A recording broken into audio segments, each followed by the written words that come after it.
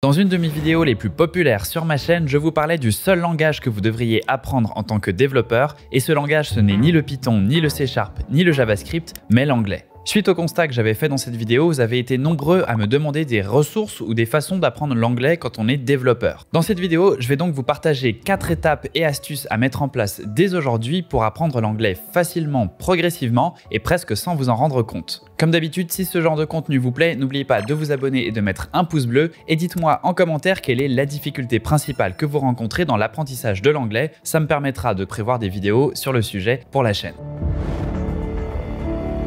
La première chose à faire pour s'assurer d'avoir des progrès sur le long terme, c'est de s'immerger dans la langue quotidiennement. Et avec l'anglais, on a de la chance, il n'y a vraiment rien de plus simple. Vous êtes probablement déjà à l'insu de votre plein gré immergé dans la langue anglaise quotidiennement. Par exemple, une bonne partie des chansons qu'on entend à la radio ou dans la vie en général sont en anglais. On a même plusieurs mots dans la langue française qu'on a empruntés à l'anglais, mais il faut vraiment pousser ça plus loin. Une bonne façon de le faire, c'est tout simplement de changer tout ce que vous utilisez quotidiennement en anglais, notamment votre téléphone, votre ordinateur, ou encore votre navigateur internet. Vous allez ainsi apprendre plein de nouveaux mots comme ça sans vous en rendre compte. Et comme ce sont des outils que vous utilisez déjà au quotidien, vous ne serez pas perdu car vous savez déjà les utiliser. Maintenant, pour s'immerger davantage dans la culture et la langue, il ne suffit pas de changer la langue de son téléphone en anglais, ce serait trop simple. Il est également très important de consommer activement du contenu en anglais, que ce soit des séries, des films, des documentaires ou même et surtout des chaînes YouTube anglophones. Le truc génial avec cette méthode, c'est que vous apprenez sans vraiment vous en rendre compte parce que vous vous familiarisez avec différents accents, du vocabulaire et des expressions courantes. La technique que je vous conseille par contre pour que cela ne soit pas trop difficile, c'est de faire ça sur des contenus que vous connaissez déjà ou que vous maîtrisez un minimum. Par exemple, prenez des films que vous avez déjà vus et dont vous connaissez l'intrigue.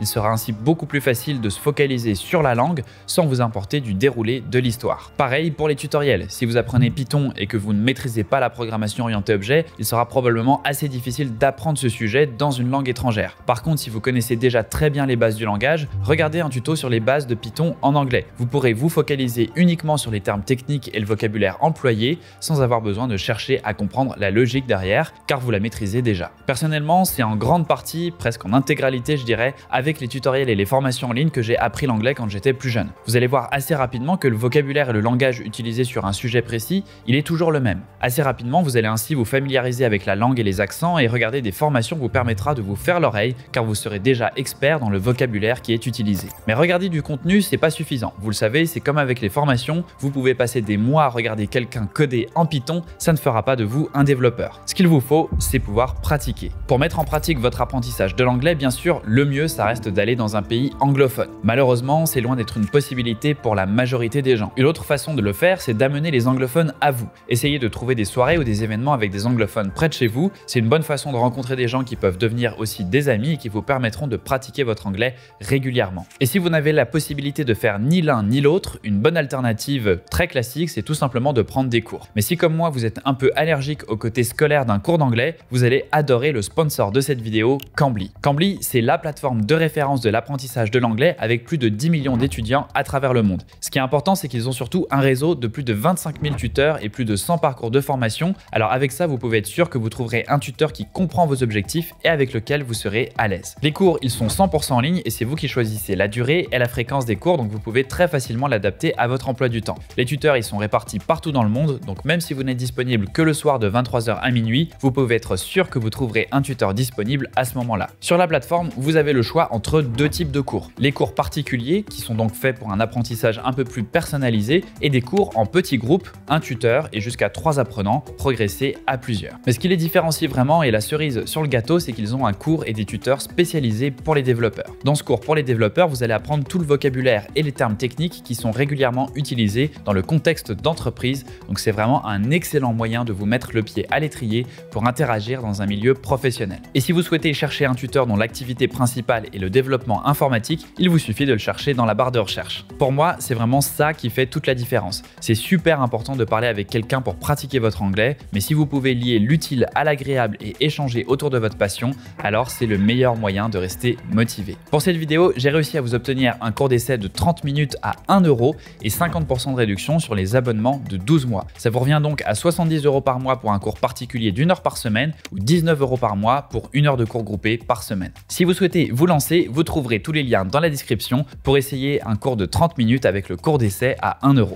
Et enfin, pour la quatrième et dernière astuce, engagez-vous dans des projets ou des activités en anglais. L'idée ici, c'est de mettre votre anglais en pratique dans un contexte qui vous passionne et de le faire quotidiennement. Et tout ça, vous pouvez le faire en ligne. Par exemple, participer à des forums de développeurs, des communautés Discord, ou par exemple, si vous êtes sur Twitter, commencez à suivre des comptes anglophones pour interagir avec eux et lire leurs tweets. Un autre moyen excellent d'allier votre passion à l'apprentissage de l'anglais, c'est de contribuer à des projets open source. C'est l'avantage double. Vous améliorez votre anglais tout en travaillant sur des projets qui vous tiennent à cœur et en plus, vous vous construisez un réseau international de potentiels amis et futurs collègues. En échangeant avec des personnes du monde entier, vous n'apprenez pas seulement un anglais académique, mais vous vous familiarisez avec des expressions courantes, des termes techniques spécifiques à votre domaine et vous découvrez aussi différentes cultures. C'est une expérience enrichissante à tous les niveaux. Et avant de terminer la vidéo, je vous donne un dernier petit bonus, une astuce supplémentaire, tout simplement commencez dès maintenant. Je vais vous donner mon exemple, je vis au Portugal depuis 2 ans et j'ai dû apprendre à parler portugais. Je suis encore très loin d'être bilingue bien sûr, mais j'ai pu redécouvrir ce que c'était que d'apprendre une nouvelle langue. Au début, on n'ose rien parce qu'on a peur de se tromper, de ne pas utiliser le bon verbe ou même de ne pas savoir comment terminer une phrase qu'on a commencé. De son côté, ma copine elle est brésilienne et elle parle français. Au début, elle faisait quelques erreurs, mais je me suis rendu compte que ça ne m'empêchait absolument pas de comprendre ce qu'elle disait. Ça m'a conforté dans l'idée d'essayer aussi,